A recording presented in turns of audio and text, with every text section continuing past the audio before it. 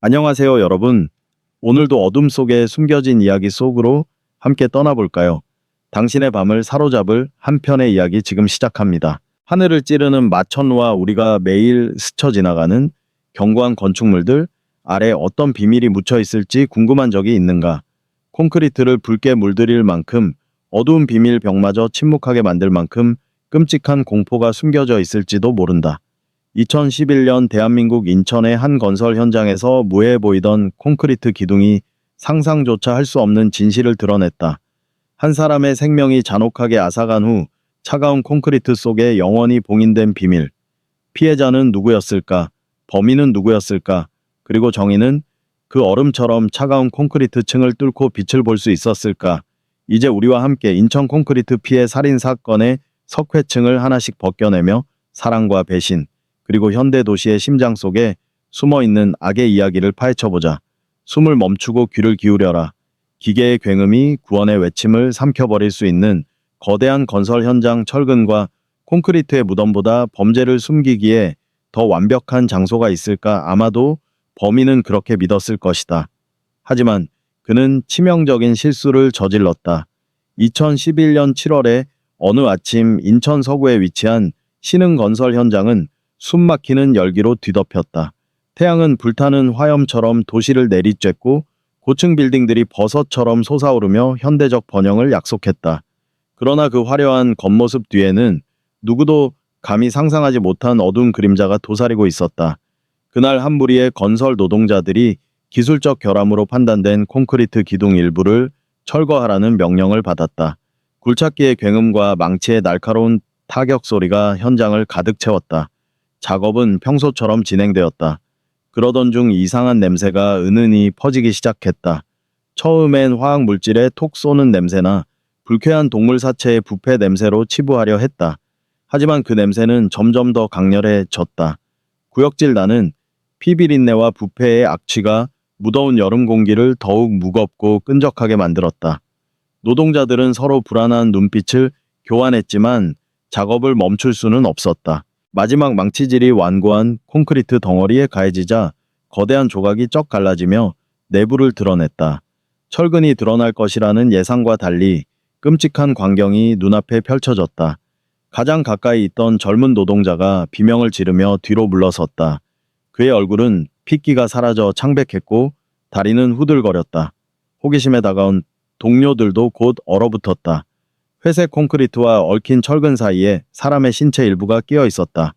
창백하고 푸르스름한 손, 구부러진 손가락은 무언가를 붙잡으려는 듯 굳어 있었고 콘크리트에 달라붙은 찢어진 옷 조각은 섬뜩한 흔적을 남겼다. 그 광경은 보이지 않는 망치로 모두의 심장을 강타했다. 공포와 혼란이 현장을 뒤덮었다. 누군가는 구토를 했고 누군가는 다리가 풀려 주저앉았다. 말문이 막힌 노동자들은 서로를 바라보며 입을 떡 벌렸다. 현장 관리자 50대 중반의 남자는 얼굴에서 핏기가 사라진 채 떨리는 손으로 전화기를 꺼내 경찰에 신고했다. 그의 목소리는 갈라졌고 숨이 턱턱 막혔다.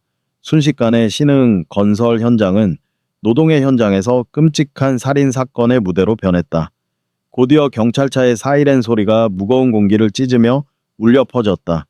경찰은 즉시 현장을 봉쇄했다. 수사팀을 이끄는 강민 팀장은 40대 중반의 강직한 남자였다. 굳은 표정과 날카로운 눈빛을 가진 그는 말없이 피 묻은 콘크리트를 관찰했다. 그의 얼굴은 감정을 드러내지 않았지만 머릿속에서는 수많은 질문이 소용돌이쳤다. 이건 단순한 작업 사고가 아니었다. 시체가 콘크리트 속에 갇힌 방식은 치밀한 계획과 잔혹한 의도를 보여주었다. 이 콘크리트 기둥은 단순히 시체를 감춘 무덤이 아니라 끔찍한 비밀을 봉인한 금고였다. 강민과 그의 팀은 그 비밀을 밝혀내야 했다.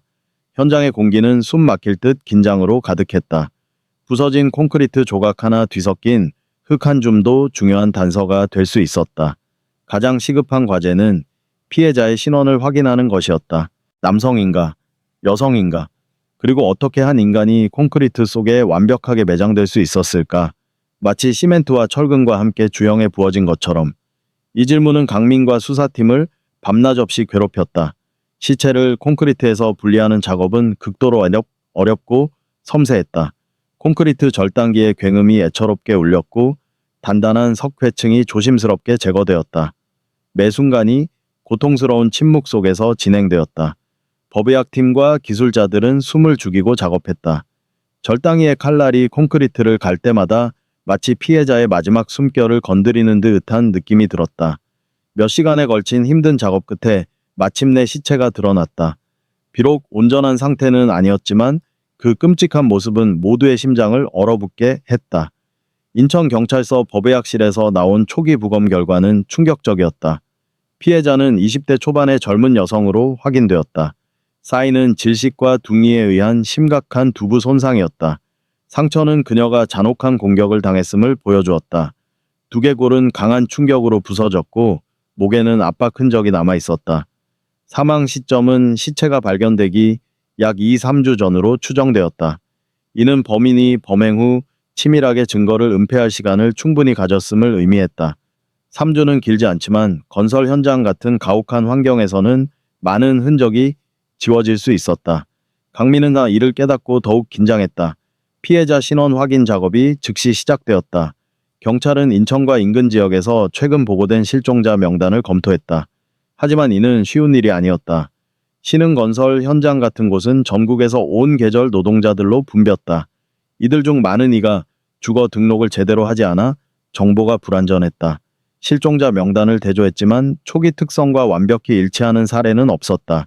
수사는 초기에 난항을 겪었다. 강민의 얼굴에는 피로와 초조함이 서렸다. 그러나 피해자의 시체에서 발견된 작은 단서가 희망의 빛을 비췄다.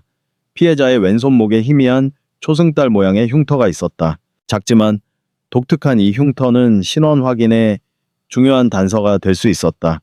흉터는 오래된 상처로 어릴 적 사고나 상흔일 가능성이 높았다.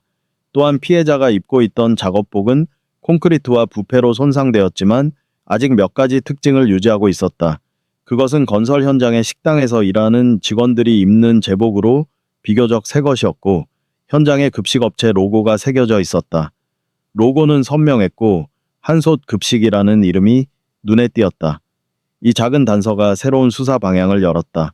초승달 흉터와 작업복은 연약하지만 귀중한 단서였다. 경찰은 작업복의 로고를 통해 신흥건설 현장 내 식당으로 직행했다. 이곳은 수백 명의 노동자와 기술자들에게 매일 김치 된장국 밥을 제공하는 곳이었다. 식당은 평소의 활기찬 분위기와 달리 조용했다. 속삭이는 소문과 불안한 시선이 경찰을 따라다녔다. 작업복 사진과 피해자 설명, 특히 손목의 흉터를 보여주자 식당 주인인 50대 여성 박순자는 처음엔 당황한 듯 보였다. 그녀는 잠시 망설였다. 눈빛이 흔들렸고 손은 테이블을 꽉 쥐었다. 잠시 침묵하던 그녀의 얼굴이 굳어졌고 떨리는 목소리로 말했다. 그건 아마 윤미소에 오실 거예요. 윤미소는 몇 달 전 식당에서 일 시작한 23세의 젊은 여성이었다. 박순재에 따르면 윤미소는 약 2주 전 갑작스레 사유 없이 일을 그만뒀다. 전화도 받지 않고 연락이 두절되었다. 이 시점은 피해자의 사망 추정 시기와 정확히 일치했다. 강민의 심장이 빠르게 뛰었다. 의심이 커졌다. 윤미소에 대한 정보 수집이 본격화되었다. 그녀는 강원도의 가난한 농촌 마을 출신으로 가족을 돕기 위해 인천으로 왔다. 식당 동료들에 따르면 윤미소는 조용하고 수줍은 성격의 예쁜 외모를 가진 성실한 아가씨였다. 그녀의 미소는 따뜻했지만 늘 어딘가 외로운 그림자를 드리웠다. 일을 그만둔 후 그녀의 행방은 아무도 몰랐다. 윤미소는 건설 현장 근처의 성진 노동자 숙소에서 살았다. 경찰은 즉시 그곳으로 향했다. 그녀의 작은 방은 물건들이 그대로 남아있어 마치 잠시 외출한 듯하였다. 낡은 책상 위에는 오래된 천 표지의 작은 수첩이 있었다. 수첩에는 상세한 일기가 아니라 식당 일정, 개인 지출 내역, 그리고 간간히 적힌 감정의 단편들이 있었다. 오늘도 바빴다. 손님 많아서 정신없음. 집에 돈 보내야 하는데. 같은 평범한 기록 사이 몇 페이지에는 특별한 사람에 대한 언급이 있었다. 그가 나를 웃게 해. 하지만 무서워. 그가 준 선물이 예뻐. 근데 마음이 무거워. 이름이나 구체적 정보는 없었다. 이 수첩이 그녀의 죽음과 관련된 비밀을 품고 있을까? 강민은 수첩을 손에 들고 숨을 고르며 생각에 잠겼다. 특별한 사람은 누구일까? 강민 팀장은 이 질문에 집중했다. 윤미소의 마지막 날들을 재구성하기 위해 그녀와 접촉했던 사람들의 증언을 모았다. 식당 동료들은 그녀가 사라지기 전 미묘한 변화를 보였다고 했다. 평소보다 밝아졌고 혼자 미소 짓곤 했다.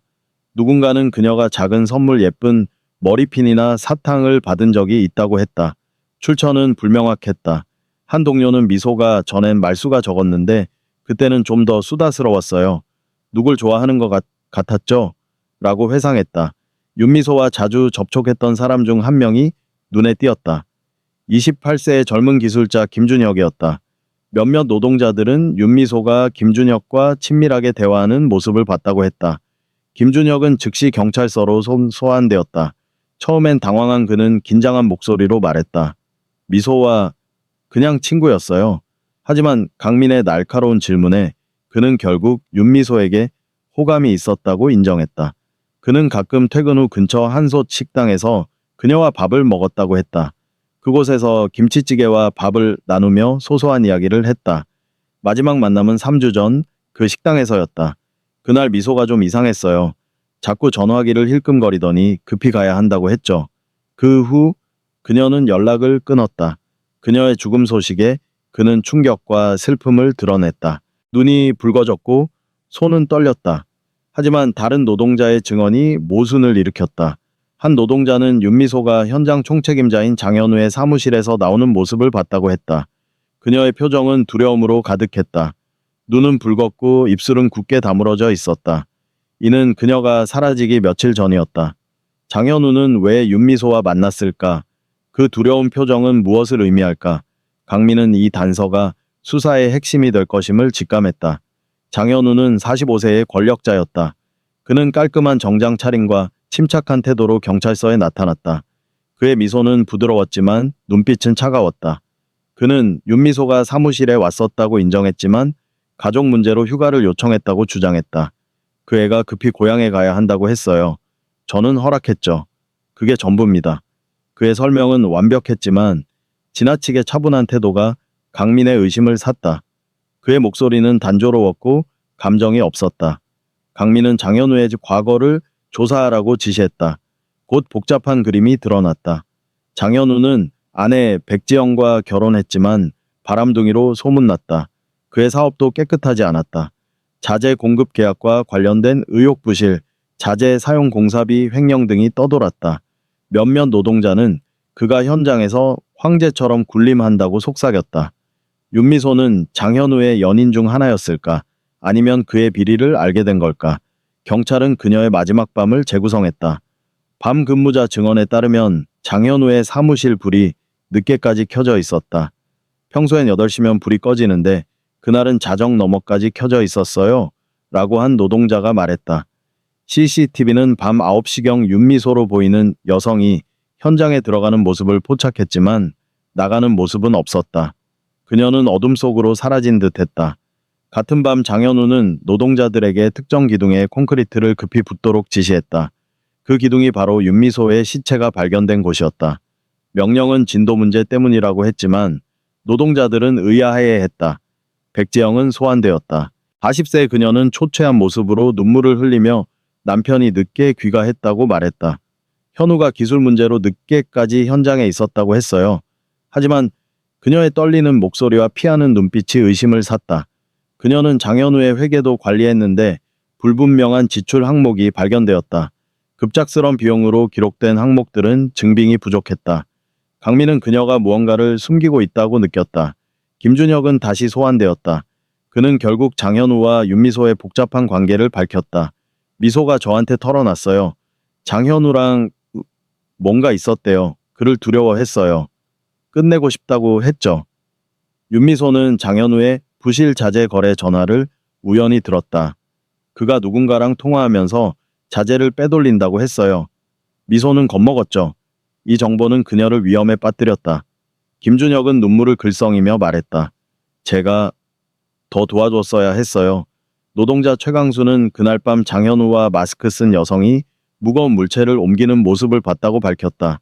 어두워진 얼굴은 못 봤지만 짙은 녹색 방수포로 뭔가를 싸서 기둥 쪽으로 갔어요. 그는 장현우가 특이하게 건조한 콘크리트를 요구했다고 했다. 그 기둥에만 유난히 건조한 혼합물을 쓰라고 했어요. 기술적 이유라고 했지만 최강수는 불안한 눈빛으로 말을 맺지 못했다. 이 여성이 백지영일까? 백지영은 다시 소환되었다. 그녀는 처음엔 부인했지만 강민의 날카로운 질문과 최강수의 증언에 무너졌다. 그녀는 울부짖으며 말했다. 현우가 저를 불렀어요. 갔을 때 미소가 피를 흘리며 쓰러져 있었어요. 장현우는 그녀를 협박해 시체를 옮기게 했다. 가족을 해치겠다고 했어요. 저는 어쩔 수 없었어요. 그녀는 흐느꼈다. 장현우는 끝까지 부인했지만 건조 콘크리트 요구와 증거들이 그를 압박했다.